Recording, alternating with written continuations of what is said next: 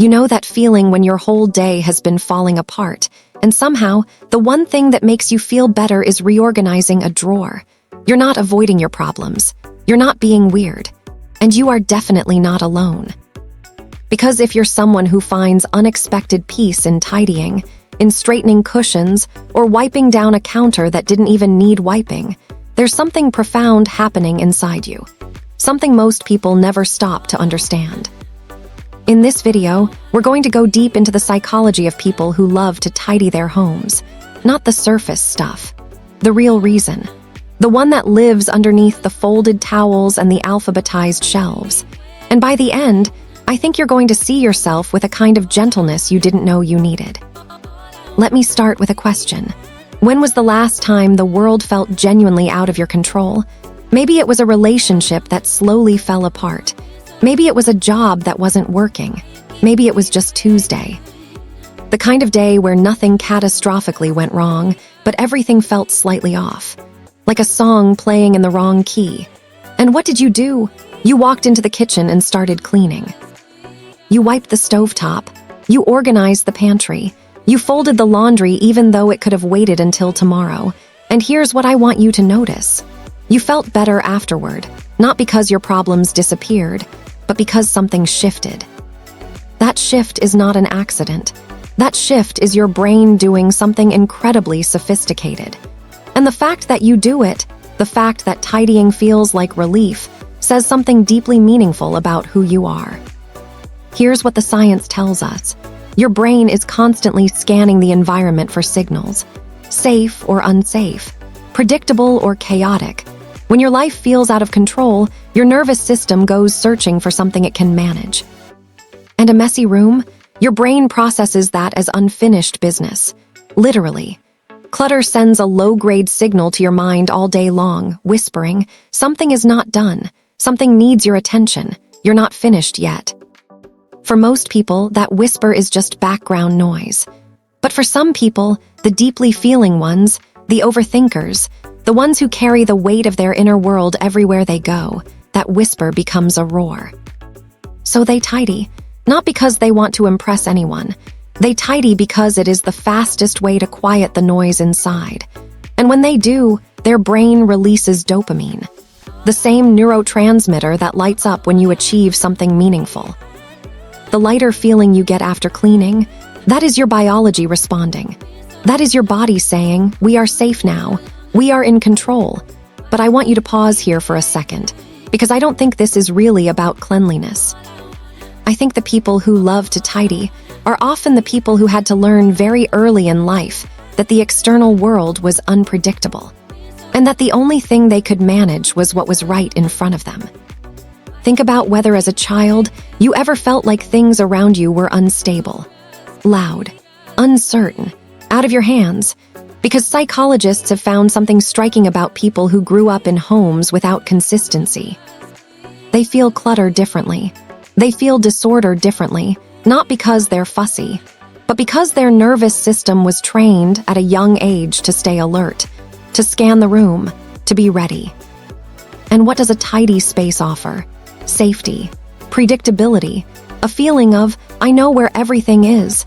Nothing is going to surprise me here. Your home becoming a sanctuary isn't just aesthetic preference. For many people, it is a survival strategy that evolved into a coping mechanism, that evolved into something that genuinely brings them joy. That is not a flaw.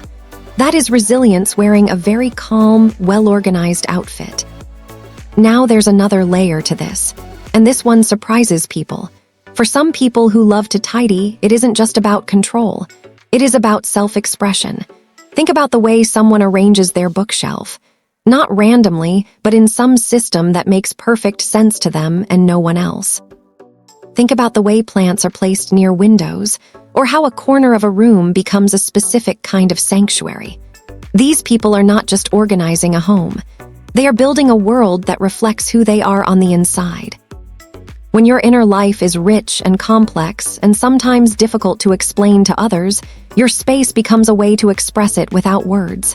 Every deliberate choice is a quiet declaration. This is who I am. This is what I value. This is what peace looks like to me. It is art, through space, through order, through intentionality. And there is something deeply human about wanting the world around you to match the world inside you. And then there is this, the thing that most people who love tidying never talk about. The act itself, the rhythm of it, the repetition, sweeping, sorting, wiping, folding, the same motions over and over. That rhythm is meditative. Literally. Studies on repetitive motion show it can lower heart rate, reduce anxiety, and bring the mind into a state that resembles mindfulness, without needing to sit still, without needing silence, without needing any formal practice at all. For people who struggle to quiet their minds, and if you're watching this, you might be one of them, tidying is one of the rare activities where your brain finally gets to rest. Your hands are busy. Your mind can breathe. It is not avoidance. It is grounding. But here's the part that I think is the most emotional. The one I want you to sit with. Every time you declutter, every time you pick something up and make the decision to let it go, you are doing something that goes far beyond tidiness. You are telling yourself a story about who you are now versus who you used to be. Old clothes from a version of yourself that no longer fits. Gifts from relationships that ended. Objects that carry memories you're ready to stop carrying. Each thing you release is a quiet conversation with yourself. Not this is garbage, but I don't need this part of my story anymore. That is why decluttering can feel so heavy. That is why some people cry while cleaning out a closet and then feel oddly lighter afterward. Because you weren't just sorting objects. You were sorting yourself. You were choosing who you want to be next. Pause and think about that. When is the last time you touched something in your home and felt a quiet ache? That ache has a name. It's called attachment. And the willingness to feel it and then let go anyway is one of the most quietly courageous things a person can do. Your space is always talking to you. Did you know that? A cluttered room doesn't just look messy. It speaks. It says, there are things unresolved here. There are decisions you haven't made. There are chapters you haven't closed. And a tidy room, a room where things have been touched with intention, it says something else entirely. It says, you are capable, you made choices here, you decided what mattered. The people who love to tidy are not control freaks. They are not perfectionists in the clinical sense. They are people who understand, even if they've never put it into words, that changing the outside can genuinely change the inside. When you make your bed first thing in the morning, you are not just smoothing sheets. You are telling yourself, this day matters, I matter. I am someone who takes care of things. That message travels inward, and it shapes how you move through the rest of your hours. If you are someone who loves tidying, if this resonates with you on a level that feels almost too personal, I want you to understand what that actually means. It means you are someone who has found a way to regulate yourself, to take something overwhelming and make it manageable, to care for your environment because you understand, at some instinctual level, that your environment cares for you back. That is not a quirk. That is emotional intelligence in action. But I also want to gently ask you something. Is the tidying always bringing peace? Or has it ever become something else? A way to avoid sitting still, a way to keep moving so you don't have to feel what's underneath? There's a difference, and it's worth being curious about.